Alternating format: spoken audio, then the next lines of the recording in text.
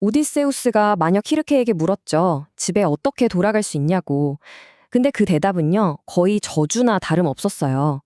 살아있는 자는 절대 갈 수 없는 망자의 땅으로 가서 죽은 예언자를 만나고 오라는 거였죠. 오늘 저희가 들여다볼 이야기는요, 영웅 오디세우스의 여정 중에서도 가장 어둡고 또 가장 참혹한 부분입니다. 산자들의 땅을 등지고 죽음의 바다로 향하는 그의 절망적인 여정, 지금 바로 들어가 보시죠. 이게 저승의 입구에서 오디세우스를 본 한 망령이 던진 첫 질문입니다. 살아있는 자는 발을 들여선 안 되는 곳. 너의 존재 자체가 이 세계의 법칙을 어기고 있다는 뭐랄까 소름 끼치는 경고장 같았달까요? 진행자 B는 오디세우스가 자신의 미래를 알려려면 먼저 자신의 과거를 똑바로 봐야만 했습니다. 근데 그 방법이 좀 소름이 돋는 의식을 치러야 했어요. 검은 양을 잡아서 그 피를 구덩이에 쏟아붓고 피냄새를 맡고 울려드는 망령들이랑 대화를 하는 거였죠. 그런데 그가 마주하게 된 과거의 망령들은 생각했던 것보다 훨씬 더 잔인한 진실을 품고 있었습니다. 네. 엘페노, 술에 취해서 키르케 궁전 지붕에서 자다가 떨어져서 목이 부러져 죽은 가장 젊은 부하였어요. 다들 너무 정신이 없어서 그의 시신조차 챙기지 못했던 거죠. 그래서 구천을 떠돌던 그의 망령이 나타나서 제발 자기 시신을 찾아서 제대로 장례 좀 치러달라고 애원합니다. 잊혀진 죽음이라는 게 얼마나 끔찍한 공포인지 보여주는 정말 너무 처절하고 비참한 장면이었어요. 그리고 오디세우스는 정말 상상도 못한 사람을 만나게 됩니다. 바로 돌아가신 줄도 몰랐던 자신의 어머니 안티클레이아의 망령이었죠.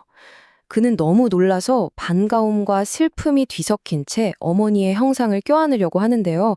유령은 마치 안개처럼 그림자처럼 스르르 흩어져 버릴 뿐입니다. 그저 그의 절규만이 텅 빈 저승에 울려 퍼졌죠. 와, 이 순간의 슬픔은 정말 상상하기가 힘들 정도예요. 이 위대한 영웅은 자신의 기나긴 여정이 세상에서 자신을 가장 사랑했던 어머니를 죽음으로 몰아넣었다는 사실을 바로 그 자리에서 알게 된 거예요. 영광을 찾아 떠난 자신의 길이 가장 소중한 사람의 목숨을 대가로 한 거였다니 이보다 더한 비극이 있을까요? 이어서 트로이 전쟁의 총사령관이었던 위대한 왕 아가멤논의 정말 뼈아픈 후회가 터져 나와요. 그는 10년의 전쟁을 끝내고 드디어 고향에 돌아왔는데 바로 그날 아내와 그녀의 정부에게 연회장에서 무참히 살해당했거든요.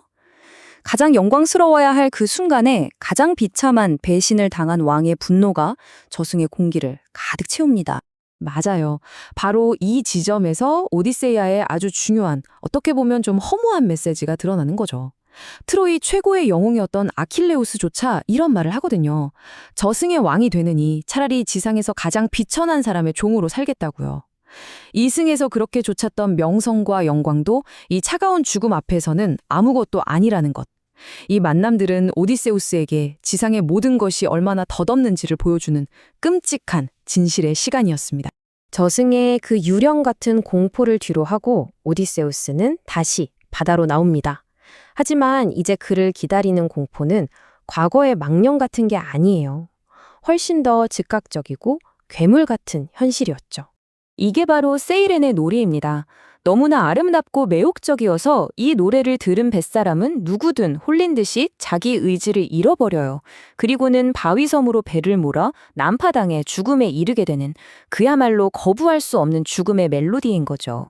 바로 이 대목이 오디세우스가 어떤 사람인지 그 본질을 아주 정확하게 보여주는 것 같아요. 그는 만족을 모르거든요. 때로는 무모하다 싶을 정도로 지식과 경험에 대한 갈증을 느끼는 인물이에요. 자기 정신이 파괴될지도 모르는 위험을 무릅쓰고서라도 이 세상의 모든 비밀을 경험하고야 말겠다는 그 욕망. 이것이 그를 영웅으로 만들기도 하고 또 파멸로 이끌기도 하는 그의 본질인 셈이죠. 진행자의 세이렌의 유혹을 간신히 지나치자마자 오디세우스는 정말 여정 전체를 통틀어 가장 끔찍한 시험대에 오르게 됩니다. 두 개의 거대한 공포가 양쪽에서 입을 쩍 벌리고 있는 좁은 해협을 통과해야만 했거든요. 이게 바로 스킬라와 카리부디스가 던지는 리더의 궁극적인 딜레마입니다. 한쪽에는 머리가 6개 달린 식인 괴물 스킬라가 있고요. 다른 한쪽에는 모든 걸 집어삼키는 거대한 소용돌이 카리부디스가 있어요. 이건 이길 수가 없는 게임이에요. 어느 쪽으로 가든 희생은 피할 수 없는 끔찍하고 잔인한 선택의 순간인 거죠. 한번 상상해 보세요. 거대한 괴물의 머리 6개가 순식간에 배 위로 뻗어와서 비명을 지르는 부하들을 공중으로 낚아채 갑니다. 그들은 끌려 올라가면서 필사적으로 오디세우스의 이름을 부르짖고 결국 동굴 속에서 산채로 잡아먹히죠. 오디세우스는 그 끔찍한 광경을 그저 지켜볼 수밖에 없었습니다. 6. 이 숫자는 그냥 숫자가 아니죠.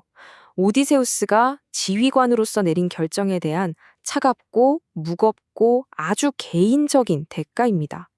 이건 부하들을 희생하기로 한 선택이었어요.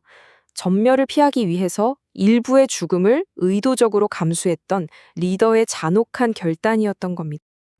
진행자 A. 굶주리고 지친 선원들은 태양신 헬리우스의 섬에 도착합니다.